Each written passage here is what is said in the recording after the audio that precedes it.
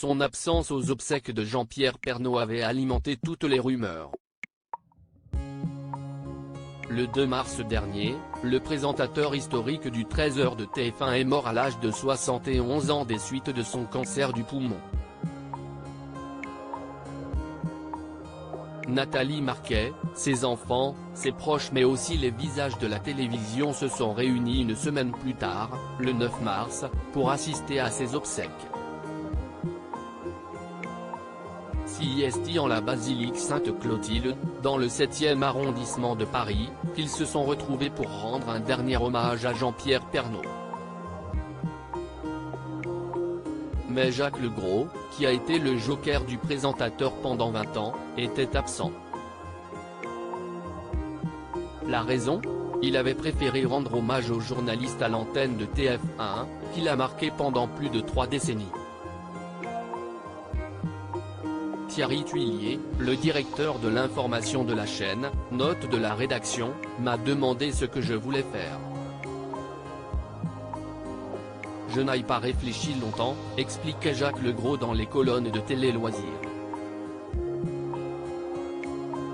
J'ai estimé qu'en tant que joker officiel de Jean-Pierre pendant 25 ans, mon devoir était de faire le journal, comme je devais le faire quand Jean-Pierre n'était pas là. J'étais plus utile à cette place qu'à l'église Sainte-Clotilde. Plus de 6 mois après la mort de Jean-Pierre Pernaut, le journaliste s'apprête à lever le voile sur leur véritable relation dans un livre à paraître le 4 octobre prochain.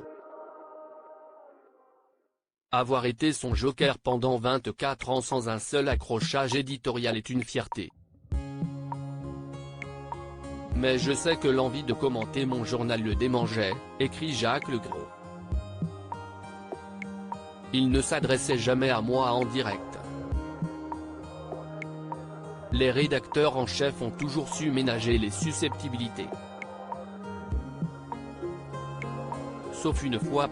Jacques Legros, je commençais à bouillir intérieurement selon Télé Loisirs. Jacques Legros évoque ainsi un jour du premier confinement, en 2020. À l'époque, il remplaçait Jean-Pierre Pernaut qui avait ordre de se reposer. Sauf que le journaliste tenait à présenter l'édition du 13h coûte que coûte. On lui avait donc installé un mini-studio automatique à son domicile. Mais il voulait garder le premier rôle et sollicitait l'équipe plus que nécessaire. De mon côté, je ne savais jamais de quoi il allait parler. Il rechignait à partager. Il voulait de plus en plus prendre la main sur l'ensemble du journal, s'est souvenu le joker de TF1, qui remplace désormais Marie-Sophie Lacaro. Je commençais à bouillir intérieurement, jusqu'au jour où j'ai éclaté, rassemblé mes affaires et repris le chemin du parking et de ma voiture. Puisqu'il voulait faire le journal à ma place, qu'il vienne le faire. J'ai appris par la suite qu'avec ce mini-studio à domicile, ce n'était pas la chronique d'un confiné, qu'il envisageait de faire, mais bien le journal tout entier, son amour, sa passion, sa chose, sa vie. Je suis revenu, bien sûr, ajoute Jacques Legros dans ce livre, dont Télé Loisirs s'est procuré un extrait.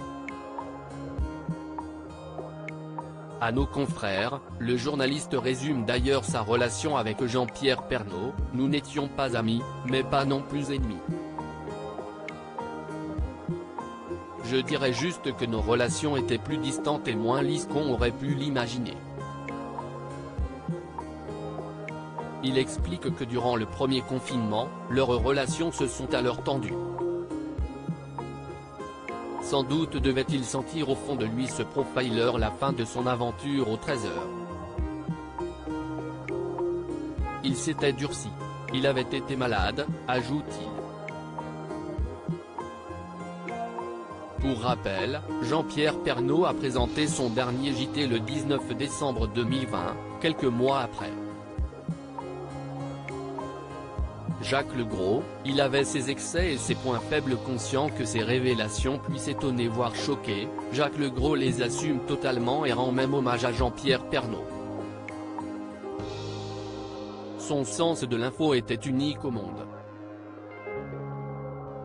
Mais comme tout personnage, il avait ses excès et ses points faibles, raconte-t-il encore à nos confrères. Certains auraient sans doute préféré que je sois plus lisse. Mais si je fais ce livre, à mon âge, si est-il pour dire la vérité. Malgré leur relation particulière, Jacques Legros a été bouleversé par la mort de Jean-Pierre Pernaut. Et a eu du mal à présenter le journal le jour de ses obsèques. Il y avait une tristesse infinie. C'était dur, que c'était dur. Assurait-il. Je suis un homme, je ne peux pas tricher, j'ai mes émotions. Mais il fallait quand même tenir la barque. C'était toute la complexité de ce JT. À propos de l'auteur Lou Ducreuse, derniers articles.